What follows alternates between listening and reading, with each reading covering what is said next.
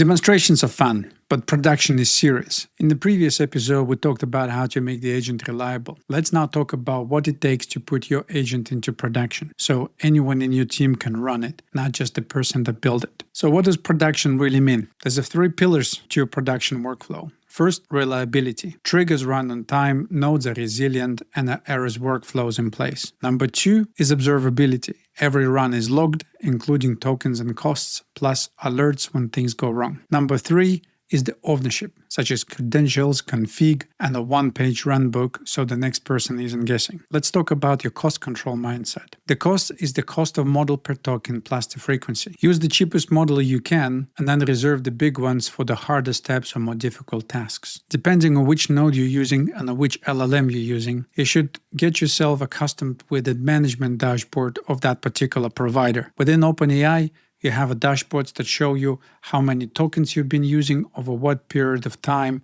how many requests been sent, and how much money was spent. There's several things you can do straight away. You can set your budgets, and you can also create API keys for each individual users and a specific use cases. What that means that you will be able to track accurately where or how money being spent and dice and cut it based on an API key, user, or project. That way, if there is an unexpected spend, you know exactly where it's coming from. Consider setting alerts within the OpenAI management console. You can add an alert, you can change the budget, make sure that you are notified for when a particular threshold hits. We talked before how different models can cost a completely different amount of money. Here's an example. GPT-5 Pro cost $15, while GPT-5 Nano cost only 5 cents. That is 300 times difference based simply on which model you have selected. You are able to allow and block models within OpenAI environment, where you can select which models you want to disallow or allow to make sure that your developers use only the right model and don't significantly overspend. You can equally consider setting yourself up as a pay-as-you-go and make sure that you only pay or recharge only in specific situations up to specific amount. You can also monitor your workflow in lots of other ways. You could track per run KPIs such as duration, success rate, tokens, costs, and rows processed. We briefly touched in the previous episode how you can monitor the executions. Executions by themselves collect all the various information, which is available for export and can be downloaded into a separate database so you can track accurately how your workflow is being used. Once your workflow is ready, you are able to use various categories and various tags. Tags in NADN are like labels that help you quickly group and find your workflows. They make your workspace easier to navigate so you don't waste time searching. You can see over here we have multiple different tags, and this one is marked status production, which means the development of it was already finished. You are also able to copy your workflow into a separate project. And a project is a container that makes sure that only certain credentials are available within that particular environment. When you build a workflow, you always start in dev mode. This is your safe sandbox. You can test, break things, change credentials, and run as many iterations as you like without affecting anything live. Nothing here touches real customers, real data, or real systems. Once the workflow actually does what you want, you copy it into a separate project. That separate project is your production environment. Production is the version that runs on schedule, reacts to triggers, and interacts with real systems. Keeping development and production modes separate prevents accidents, protects data, and gives you a clean audit trail of what is live. So you can develop the workflow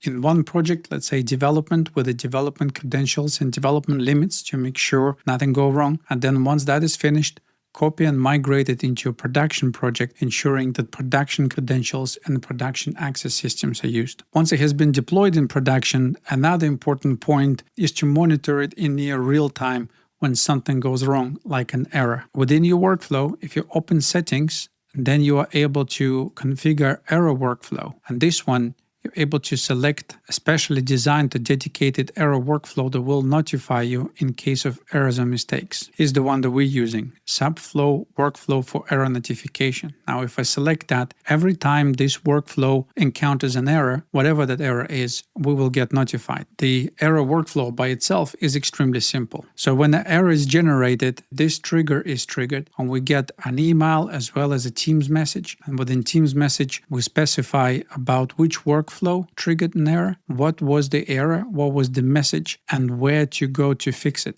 What is the URL of the actual execution. And we have a Teams channel where all of our error messages end up, so then the team can respond live. So how do you create an error flow? You start with, like any flow, with a trigger. You select at your first step, search for error, and that gives you error trigger. This is the beginning of any error notification flow. Then you select what other steps you would like to do. You can involve AI if you like. You can do any other actions and any other steps.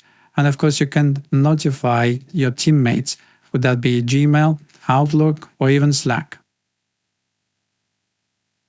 Once you have configured your flow, you save it with any name you like, let's say error flow, and then even the flow itself can be configured to trigger the error flow, including itself in settings. So click the burger menu, settings, and then error flow. You select any flow that you like, as long as it contains it. So it can even call itself. So in this case, the error flow, if it encounters an error, will call itself to notify about the error. And press save. Just like that, you create an error flow. Sometimes some of your flows or nodes might fail, maybe because of a slow internet connection or a temporary error. But you would like to, for those ones, to try again and not necessarily stop or fail or notify. Within all of the workflows and within all of the nodes, you can trigger retry on fail and specify how many times you would like to retry before it fails, and how long to wait between them.